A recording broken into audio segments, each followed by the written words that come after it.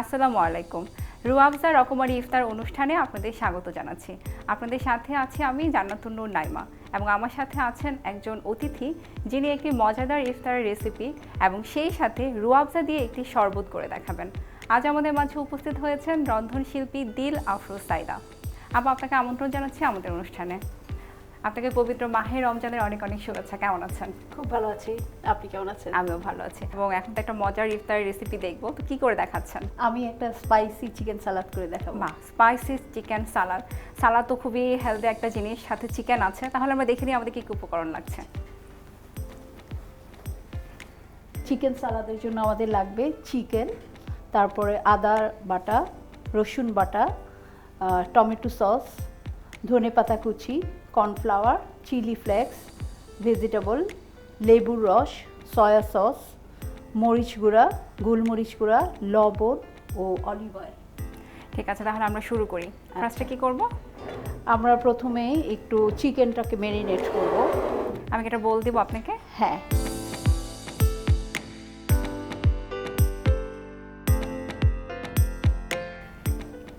চামচ লাগবে, হ্যাঁ তাই না? একটা চামচ লাগবে।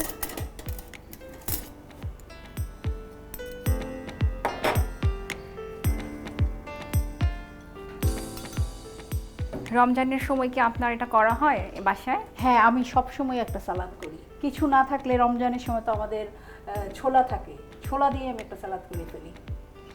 আচ্ছা, এখানে আমি সয়া সস দিচ্ছি। সয়া সসটা কিন্তু অনেক স্ট্রং। সয়া সস দিলে আপনার মাংসটা খুব তাড়াতাড়ি সিদ্ধ হয়ে যায়। আর আমরা যখন অন্য রান্না করি তখন কিন্তু পেঁপে বাটা এই সয়া সসের কাজটা করে। সবসময় তো আসলে পেঁপে বাটা করা সম্ভব হয় না, হ্যাঁ, তখন আমরা রেডিমেড এই সয়া সসটা ইউজ করে থাকি।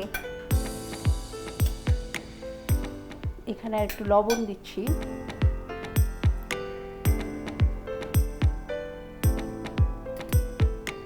আমি সাধারণত মাংসটা প্রথমে এইভাবে ম্যারিনেট করে রেখে দিই, তারপরে অন্য ইনগ্রিডিয়েন্টসগুলো মিক্সড করি।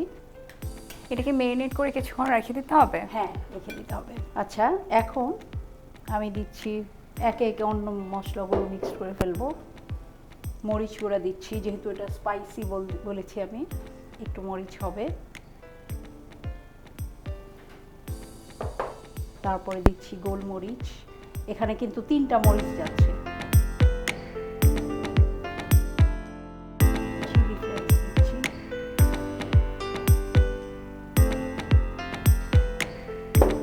এবার দিচ্ছি রসুন বাটা,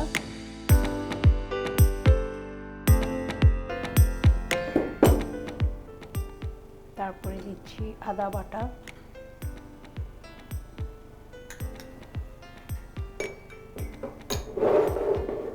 এখন দিচ্ছি অল্প একটু কর্নফ্লাওয়ার।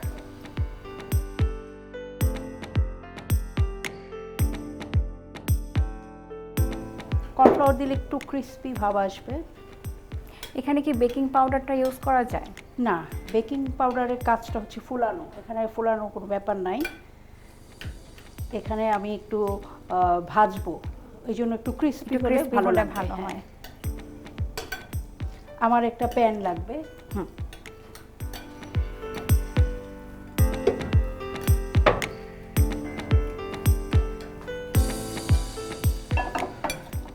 প্যানে নিশ্চয়ই তেল লাগবে। হ্যাঁ, তেল লাগবে। তেলটা আমি দিয়ে দিচ্ছি। হ্যাঁ, আমার এখানে একটু ম্যারিনেট করার জন্য একটু টাইম লাগবে, আমি একটু ম্যারিনেট করে নিচ্ছি। আমি কি তেল দিয়ে দেবো? একটু পরে। আচ্ছা আচ্ছা, আমি এখানে একটু লেবুর রসও দিয়ে দিচ্ছি তাড়াতাড়ি সেদ্ধ হওয়ার জন্য। এটা নর্মালি আমি দিতে হয় না, আমি পরেই দিই আমি ড্রেসিং করার সময়।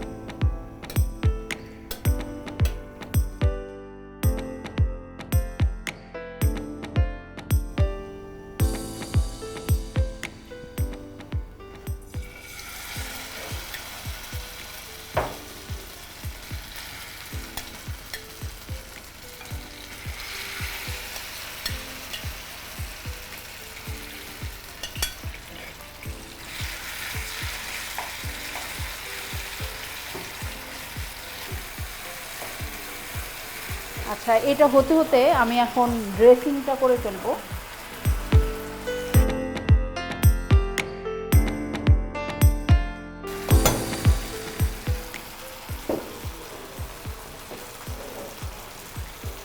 ড্রেসিংটার জন্য আমি একটু তেল নিচ্ছি। এখানে আমি অলিভ অয়েল নিয়েছি।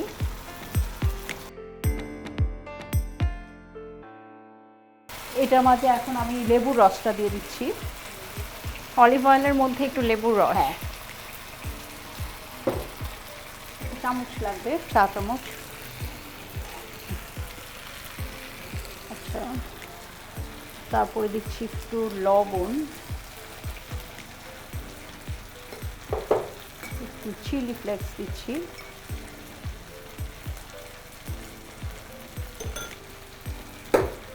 এবার টমেটো সসটা দিয়ে দিচ্ছি।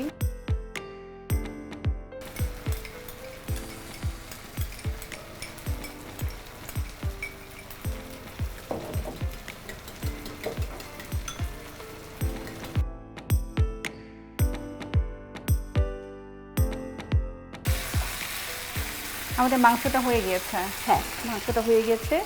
এখানে আমার ড্রেসিং করাও শেষ। খুব ঝটপটভাবে আমরা তৈরি করে ফেলতে পারবো। এখন আমি এটা সার্ভ করার জন্য এখানে এগুলো আমি কাঁচাই নিচ্ছি, কারণ এখানে আমি যা যা নিয়েছি এটা কাঁচাই দেওয়া যাবে।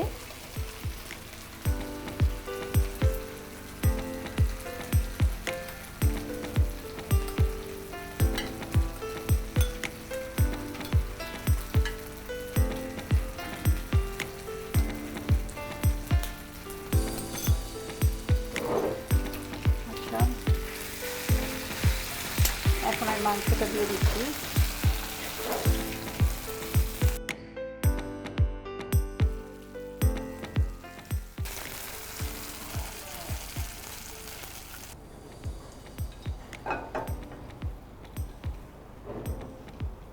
এখন এটার উপরে আমি ড্রেসিংটা দিয়ে দিচ্ছি।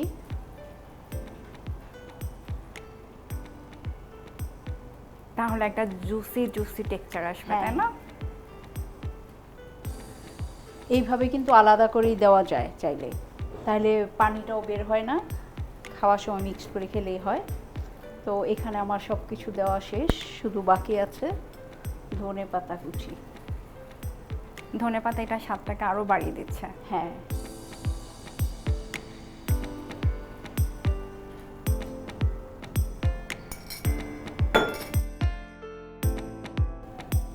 আপা হয়ে গেল স্পাইসি চিকেন সালাদ। বাবা, অনেক চমৎকার করে আপনি তৈরি করেছেন স্পাইসি চিকেন সালাদ, এবং স্পাইসটা আসলে যার যার পছন্দ কাস্টমাইজ করে নিতে পারবে। হ্যাঁ। দর্শক, তৈরি হয়ে গেল আমাদের মজাদার স্পাইসি চিকেন সালাদ। পুরো প্রস্তুত প্রণালীটি আমরা আরেকবার দেখে আসবো।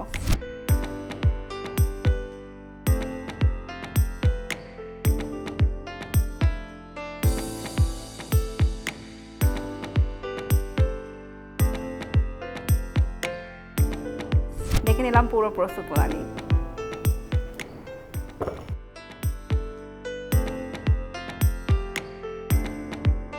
আপা, আমরা তো আমাদের শরবতে চলে যাব, বাট তার আগে আমি ছোট্ট একটি বিরতি নিয়ে নিচ্ছি। দর্শক, রুয়াবজা রকমারি ইফতার অনুষ্ঠান থেকে নিয়ে নিচ্ছি ছোট্ট একটি বিরতি। খুব তাড়াতাড়ি ফিরে আসবো, সাথেই থাকুন।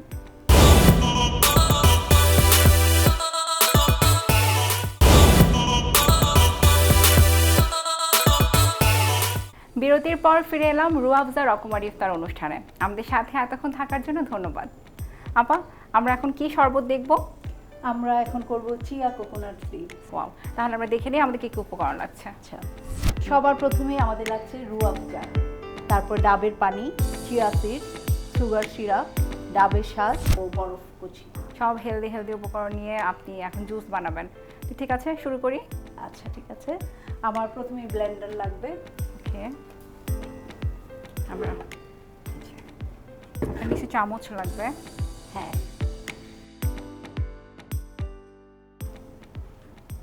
আচ্ছা, আমি এখন ডাবের শাঁসটা নিয়ে নিচ্ছি। এটা কি নারকেল কোরানো হলে হবে? নারকেল আসলে ডাবটা ভালো তো নারকেলের চেয়ে, আর নারকেলের শাঁসটা একটু শক্ত থাকে, ডাবের শাঁসটা একটু নরম থাকে, এটা হলে সুবিধা। এখন অল্প একটু আমি ডাবের পানি দিয়ে দিচ্ছি এটা ব্লেন্ড করার জন্য। এখন আমি এটা ব্লেন্ড করে নিব। এখন এটা আমি একটু ব্লেন্ড করে নিচ্ছি।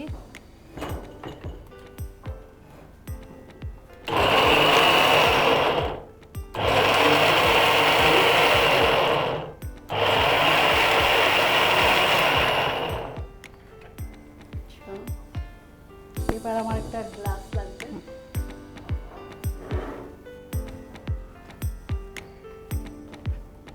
আচ্ছা, একটা চামচ লাগবে।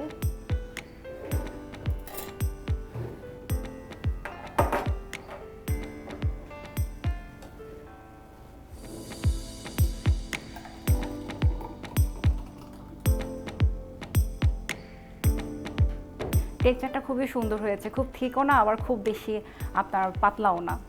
হ্যাঁ, এটা একটু ঠিক থাকবে এই সবগুলো দেওয়ার পর।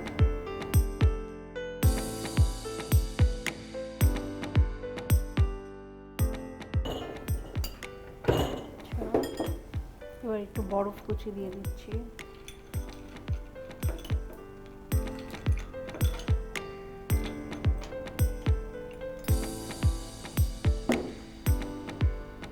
তারপর দিচ্ছি সুগার সিরাপ।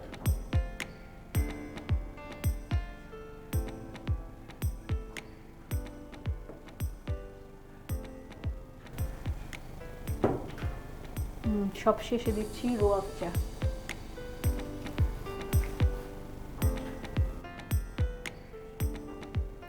রুয়াবজা টেস্টের সাথে সাথে ডেকোরেশনের কাজটা করে দিচ্ছে। হ্যাঁ, দুইটা কাজই হয়ে যাচ্ছে আমাদের।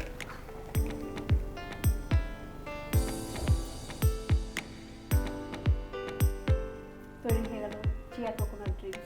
বাহ, চমৎকার আপা, খুবই দারুণ একটা শরবত করে আপনি দেখিয়েছেন। দর্শক, তৈরি হয়ে গেল আমাদের মজাদার চিয়া কোকোনাট ড্রিঙ্কস। পুরো প্রস্তুত প্রণালীটি আমরা একবার দেখে আসবো।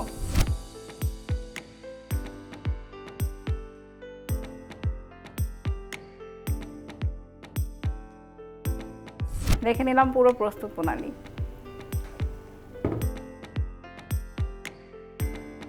আপা, আপনাকে অসংখ্য ধন্যবাদ, এত মজার দুটো রেসিপি করে দেখিয়েছেন এবং খুবই অল্প সময় করে দেখিয়েছেন। আপা, আপনাকে ধন্যবাদ। ধন্যবাদ গ্লোবাল টিভির সকল দর্শকদেরকে। দর্শক, রুয়াবজা রকমারি ইফতার অনুষ্ঠানের একদম শেষ পর্যায়ে চলে এসেছি। আগামী পর্বে নতুন অতিথি এবং মজার মজার রেসিপি নিয়ে আবারও হাজির হয়ে যাব গ্লোবাল টিভির পর্দায়। আপনারা ভালো থাকুন, সুস্থ থাকুন। আল্লাহ হাফেজ।